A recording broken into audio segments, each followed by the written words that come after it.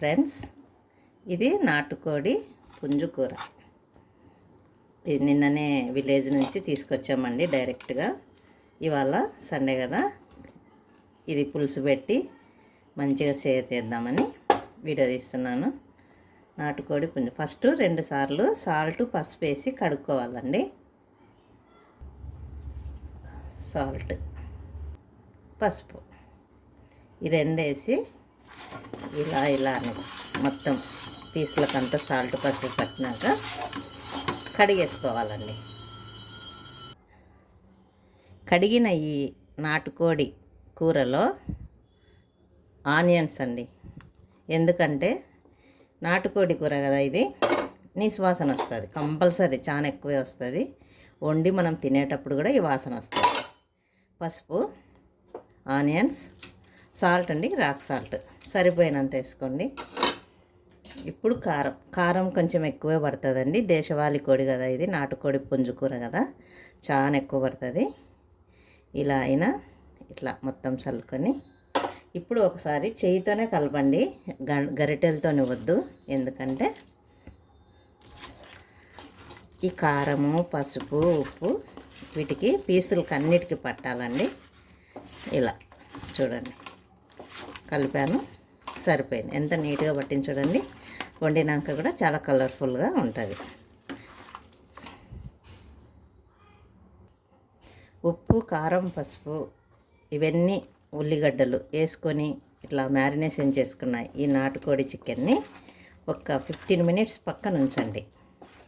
మనం ఈ గ్యాప్లో మసాలాలు ఏం వేసుకోవాలి, ఎలా వేసుకోవాలి ప్రిపేర్ చేసుకోవచ్చు. ఫ్రెండ్స్, మ్యారినేషన్ చేసుకున్న చికెన్ మీద ఇలాంటి ఒక పెంకని నేను కడిగి నీట్గా మూత పెట్టానండి. ఇప్పుడు మసాలాలు చూడండి. ఎండు కొబ్బరి, వెల్లుల్లి, అల్లం, కొత్తిమీర,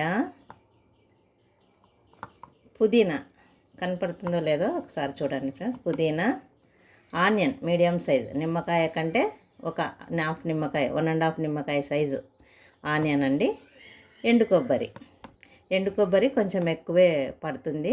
బాగా ఫైన్గా మిక్స్ చేసుకోవాలండి. చిన్న పీసులు కట్ చేసి మిక్సీలో చిన్న జార్లో చిన్నగా మెత్తగా కట్ చేసుకోవాలి. మనం ఇది నాటుకోడి పులుసు కదా కాబట్టి కొబ్బరి ఎక్కువ పడుతుంది.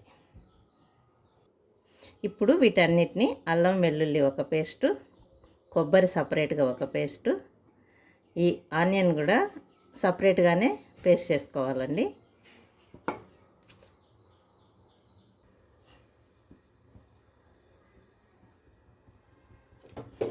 స్టవ్ మీద బాండి పెట్టుకొని వేడయ్యాక ఆయిల్ పోసుకోవాలండి. ఆయిల్ ఎక్కువ ఏం పట్టదు, ఒక 4 స్పూన్లు వేయండి.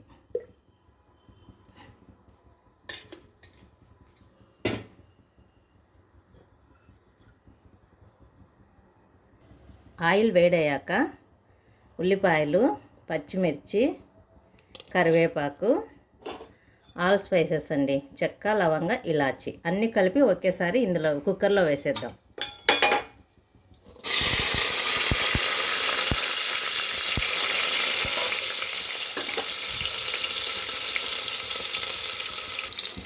ఆనియన్స్ హాఫ్ బ్రౌన్ అయ్యాక అల్లం వెల్లుల్లి పేస్ట్ వేసుకోవాలండి.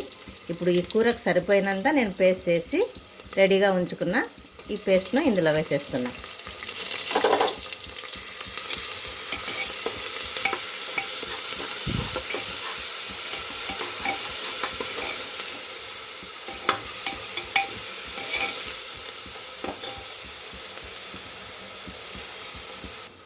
ఇప్పుడు అల్లం వెల్లుల్లి పేస్ట్ వేగింది కదా, ఇప్పుడు చికెన్ని మనం ఇలా మొత్తం కుక్కర్లో వేసుకోవాలండి.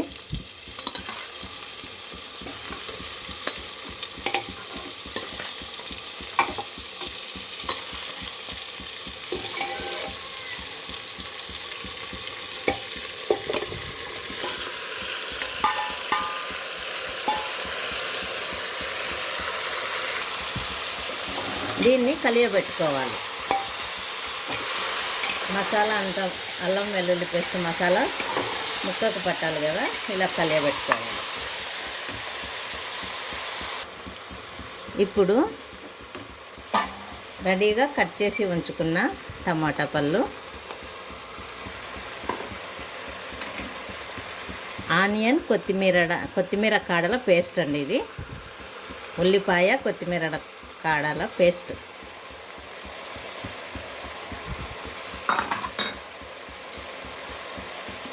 ధనియా పౌడర్,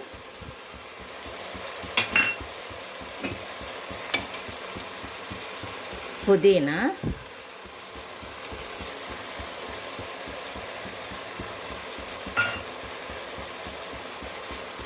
కొత్తిమీర.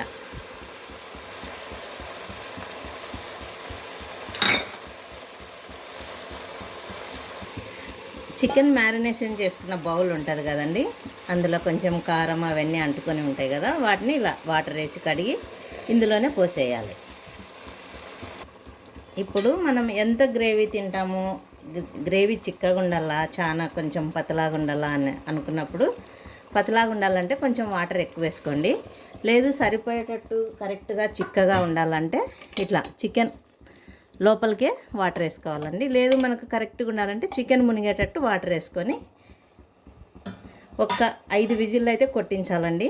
మీడియం ఫ్లేమ్లో ఒక 3, సిమీ ఫ్లేమ్లో ఒక 2 విజిల్స్ కొట్టిస్తే కరెక్ట్గా సెట్ అయ్యి ఉడుకుతుంది మనకి నాటుకోడి పుంజుకూర చికెన్. నేను కొబ్బరి పొడి ఇంకా ఇందులో వేయలేదండి. ఇప్పుడు ఇది ఒక 3 విజిల్స్ వచ్చాక మళ్ళీ మనం స్టీమ్ కంప్లీట్గా పోయినాక చెక్ చేసుకొని కొబ్బరి పొడి వేసి మళ్ళీ ఒక విజిల్ కొట్టిస్తాను, అప్పుడు చూపిస్తాను. ఇప్పుడు ఇలా క్యాప్ చేసుకొని, ఇది పెద్ద కుక్కరేనండి, గ్రేవీగా ఎక్కువ ఉండాలనుకున్నాం కాబట్టి పెద్ద కుక్కర్లో పెట్టుకున్నాను. కాబట్టి మీరు కూడా ఇలా పెద్ద కుక్కరే వాడండి.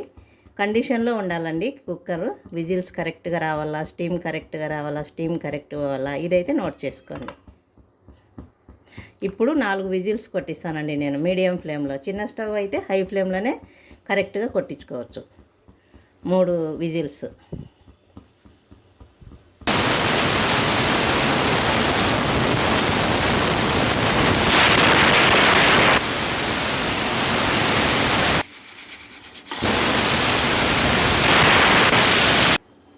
ఇప్పుడు 3 విజిల్స్ వచ్చాయి కదా, ఇప్పుడు స్టవ్ను ఆఫ్ చేసుకోవాలి.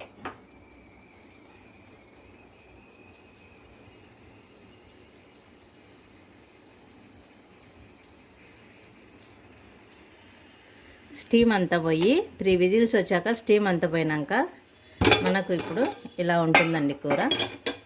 ఈ కూరలో ఇప్పుడు మనం కొబ్బరి పొడి యాడ్ చేయాలి. కంప్లీట్గా మనకు సరిపోయినంత ఈ గ్రేవీ చిక్కగా ఉండేంత మొత్తం కొబ్బరిని వేసి కలియబెట్టి ఇంకా 2 విజిల్స్ కొట్టించాలండి మీడియం ఫ్లేమ్లో.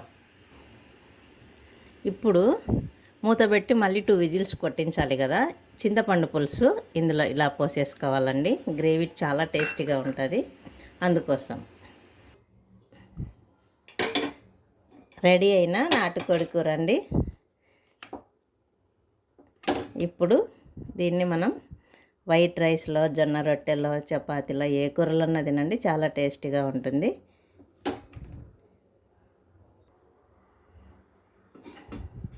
ఫ్రెండ్స్, కంప్లీట్గా రెడీ అయిన నాటుకోడి కూర. మీరు కూడా ఈ వంటకాన్ని ట్రై చేయండి, ఎంజాయ్ చేయండి. Thank you for watching. Video నచ్చితే లైక్ చేయండి, షేర్ చేయండి, సబ్స్క్రైబ్ చేయండి. Thank you.